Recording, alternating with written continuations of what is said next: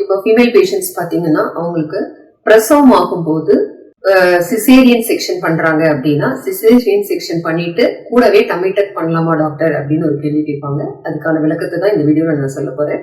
Hi, I'm doctor Govardhini from go cosmetic surgery centre, Coimbatore.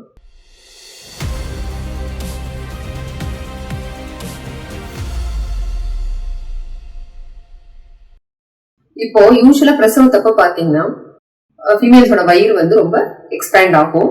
பிரெக்னன்சினால உள்ள குழந்தை வளரும் போது ஸ்கின் நல்லா எக்ஸ்பேண்ட் ஆகும். பிரசவத்துக்கு அப்புறம் பாத்தீங்கன்னா சிசேரியன் செக்ஷன் பண்ணாலும் சரி, இல்ல நார்மல் டெலிவரி ஆனாலும் சரி, அந்த டெலிவரிக்கு அப்புறம் ஸ்கின் வந்து நல்லா சுருங்கி வரும். ஸ்கின்னோட கெப்பாசிட்டி எப்படின்னா எவ்வளவு நாளும் எக்ஸ்பேண்ட் ஆகும். நல்ல குவாலிட்டியான ஸ்கின்னா இருந்ததுன்னா எவ்வளவு நாளும் எக்ஸ்பேண்ட் ஆகும். திரும்பி பழைய நிலைமைக்கு அந்த விரிஞ்ச ஸ்கின் வந்து சுருங்குற கெப்பாசிட்டியும் இருக்கும் அதுக்கு. அதனால யூஸ்வலா பாத்தீங்கன்னா பிரசவத்துக்கு அப்புறம் ஒரு சிலருக்கு மறுபடியும் டம்மி இருக்கிற மாதிரியே இருக்காது, பழைய நிலைமைக்கே போய் செட்டில் ஆயிடும் அந்த ஸ்கின். இன்னும் ஒரு சிலருக்கு ஸ்கின் குவாலிட்டி நல்லா இல்லை அப்படின்னா அந்த மாதிரி பிரெக்னன்சி அப்ப எக்ஸ்பேண்ட் ஆன ஸ்கின் வந்து டெலிவரிக்கு அப்புறம் மறுபடியும் கொஞ்சம் லூஸா தொங்கி போய் நிற்கும். அதனால நம்மளால ஸ்கின் குவாலிட்டி எப்படிங்கறத முன்னாடியே நம்மளால அசஸ் பண்றது கொஞ்சம் டிஃபிகல்ட். அதனால யூஸ்வலா சிசேரியன் செக்ஷன் பண்றாங்க அப்படின்னா பண்ணும்போது நீங்க டம்மி டக் பண்ண சொல்லி கேட்க வேண்டாம். ஏன்னு கேட்டா அந்த ஸ்கின் வந்து தன்னாலேயே சுருங்கி நார்மலான ஸ்டேட்டுக்கு போறதுக்கு வாய்ப்பு இருக்கு. இன்னொரு விஷயம் என்னன்னா, இப்போ வந்து நம்ம சிசேரியன் செக்ஷன் பண்ணும்போது அப்டமனை ஓபன் பண்ணி உள்ள யூட்ரஸையும் ஓபன் பண்ணி பேபியை வெளில எடுப்பாங்க.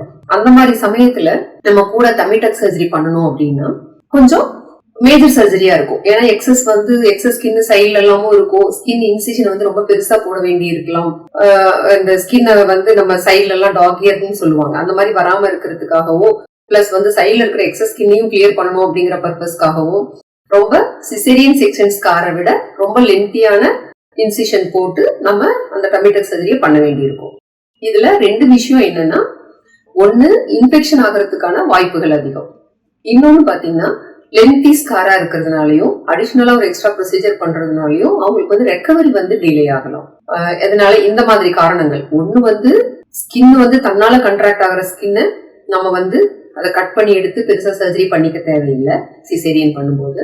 இன்னொன்னு இன்ஃபெக்ஷனுக்கான சாய்ஸ் அதிகம் நம்ம வந்து சிசேரியன் செக்ஷனோட சேர்ந்து டம்மி டக் சர்ஜரி பண்ணும்போது. அதனால மேக்சிமம் அவாய்ட் பண்ணிக்கிறது நல்லது. இன்னொன்னு சிசேரியன் செக்ஷன் மட்டும் பண்ணா வர ஸ்காரை விட டம்மி டக் சர்ஜரியும் அடிஷனலா சேர்த்து பண்ணோம்னா ஸ்கின், அதாவது அந்த இன்சிஷன் லென்த் வந்து ரொம்ப பெருசா இருக்கும், அதாவது ஸ்காரும் பெருசா வரும். அப்ப வந்து உங்களுக்கு ரெக்கவரியும் டிலே ஆகிறதுக்கு வாய்ப்பு இருக்கு. ஆல்ரெடி உங்களுக்கு வந்து சிசேரியனால நிறைய பிளட் லாஸ் ஆயிருக்கும், நிறைய பாடியில சேஞ்சஸ் நடக்கும். கூடவே உங்களுக்கு இந்த கஷ்டத்தையும் தாங்குற அளவுக்கு உடம்பு இல்லாத கண்டிஷன்ல இருக்கலாம். அதனால டம்மி டக் சர்ஜரி பண்ணணும்னு நினைச்சீங்கன்னா டெலிவரி ஆன அப்புறம் சிசேரியனோ அல்லது நார்மல் டெலிவரியோ அதுக்கப்புறமா ஒரு 6 months அல்லது 1 year விட்டுட்டு எந்த அளவுக்கு ஸ்கின் வந்து சுருங்கி நார்மலா ஆகுது அப்படிங்கறத பார்த்துட்டு, ஒருவேளை ஸ்கின் நார்மல் லெவலுக்கு போகல அப்படின்னா அப்புறமா நீங்க பிளான் பண்ணி தாராளமா டம்மி டக் சர்ஜரி பண்ணிக்கலாம். தேங்க்யூ.